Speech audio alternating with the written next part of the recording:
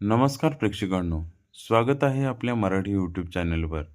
आज आपण पाहणार आहोत डॉक्टर स्वतःचा मेंदू निरोगी ठेवण्यासाठी काय करतात. पहिलं, झोपेला कधीही कमी लेखू नका. मेंदूची साफसफाई मुख्यतः गाढ झोपेत होते. यावेळी मेंदूतील कचरा बाहेर टाकणारी नैसर्गिक प्रक्रिया अधिक सक्रिय असते.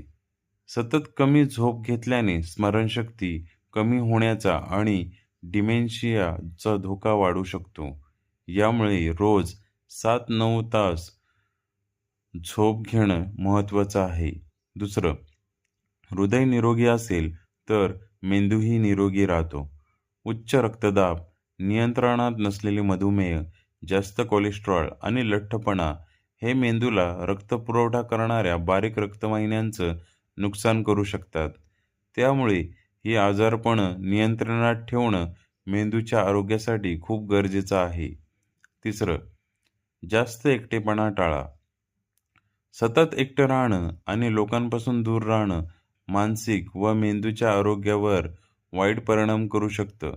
कुटुंब, मित्र आणि समाजाशी संपर्क ठेवणं मनासोबतच मेंदूसाठीही फायदेशीर ठरू शकतं.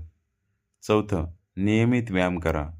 व्यायामामुळे मेंदूकडे रक्तप्रवाह वाढतो, मेंदूचे कार्य सुधारण्यास मदत होते आणि वयानुसार होणारा स्मरणशक्तीचा ऱ्हास कमी होण्यास मदत होऊ शकते. रोज 30 मिनिटं चालणं ही चांगली सवय आहे. पाचवं, आहार आणि सवयीकडे लक्ष द्या. धूम्रपान, जास्त मद्यपान आणि वारंवार अतिप्रक्रिया केलेले पदार्थ खाणं मेंदूच्या आरोग्यासाठी हानिकारक ठरू शकतं.